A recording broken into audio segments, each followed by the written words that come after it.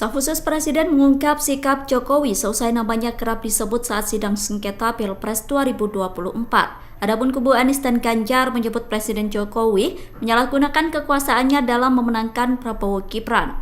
Pihak Presiden Joko Widodo disebut belum menyiapkan pembelaan terkait tuduhan tersebut. Pernyataan itu disampaikan oleh Staf khusus Presiden bidang hukum Dini Purwono pada Rabu 27 Maret.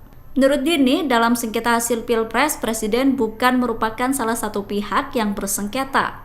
Dini mengatakan sidang sengketa hasil Pilpres sepenuhnya menjadi ranah MK, sehingga pihak istana menyerahkan sepenuhnya proses persidangan. Istana juga menunggu pembuktian dari sidang sengketa Pilpres hingga putusannya.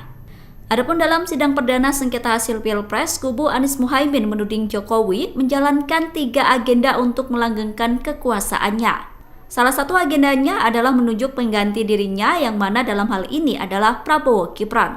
Sementara kubu Ganjar Mahfud membeberkan skema nepotisme Presiden Jokowi di balik kemenangan paslon nomor urut 2. Skema nepotisme tersebut salah satunya adalah Jokowi memastikan putra sulungnya Gibran memiliki dasar untuk maju sebagai kontestan Pilpres. Download Tribun X sekarang, menghadirkan lokal menjadi Indonesia.